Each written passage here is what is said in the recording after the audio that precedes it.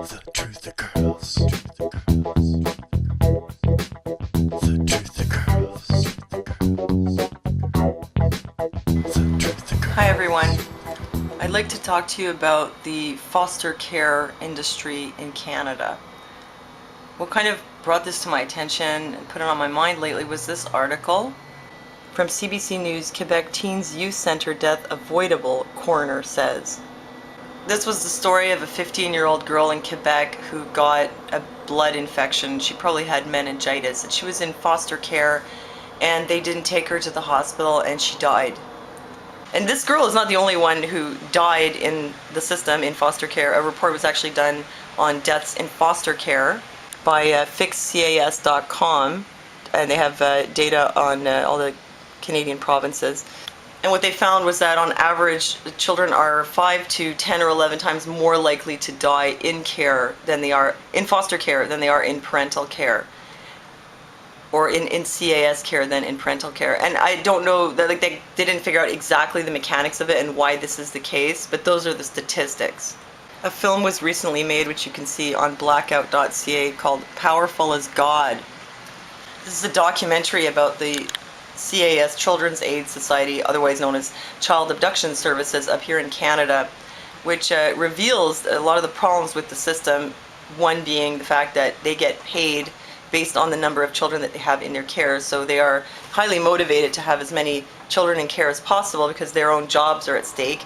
Another problem is that children who have psychological problems or disorders, they get more money for having those kids. So nearly 100% of the kids in care end up on neuroleptic medication. And also the reasons for which they take children away are often dubious, and they take them away when, you know, there may or may not even really be a problem with the family, but they'll find, you know, a reason to do it. And the measures they take then are extreme because, again, it comes down to funding. And then once they're in, it's very hard to get them out. Also, because the CAS is actually like a distinct society, if a parent's child is in foster care and on a visit they see the child is covered with bruises and they call the police to try to make a report, the police will direct them to make a report with the CAS. So they're like outside the jurisdiction of the police, which is obviously a really big problem. And this problem exists not only in the US and Canada, but also in the UK. And this is forced-adoption.com. And this man offers legal help for people who are dealing with the foster care system and forced adoption in the UK. For Canadians dealing with the CAS, there is focasd.webs.com offering some tips on how to protect yourself against CAS deceit.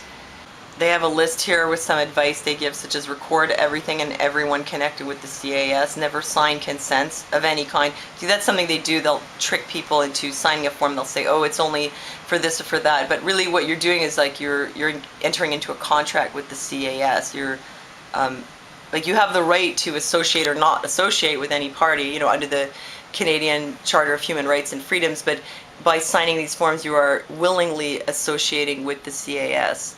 Also, always expect the worst case scenario from CAS, true enough. Require everything in writing, keep a folder, and things like that. And also, main tip is to basically just not let them into the house.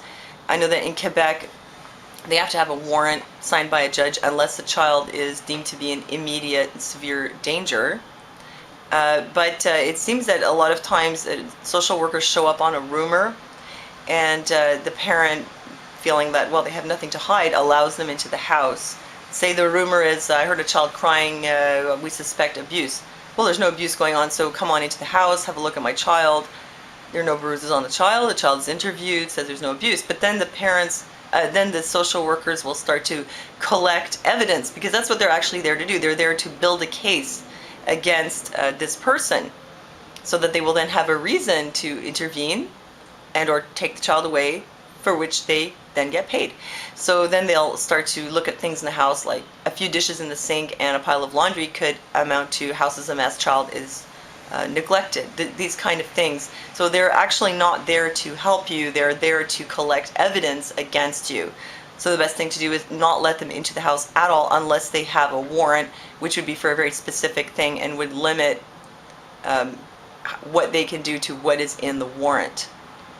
So I wanted to bring your attention to this because it's a really big problem. CAS and the CPS in the States are supposed to be there to protect children against abuse, but really what ends up happening is that it becomes an industry. It's very corrupt.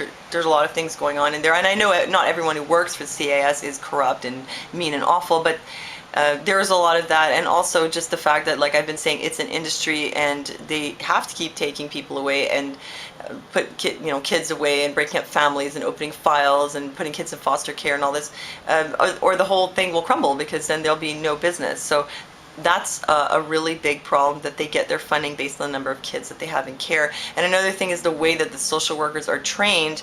They might be good people, but they've been trained to just see abuse everywhere. It's a kind of case of when all you have is a hammer, everything looks like a nail. So I wanted to draw your attention to this problem that we have in Canada and elsewhere as well, and offer you these resources in case you are unfortunately having to deal with this kind of thing, which I sure hope you're not, and that you never will, but just in case, here are the resources. And thanks for listening to me, and I'll see you next time.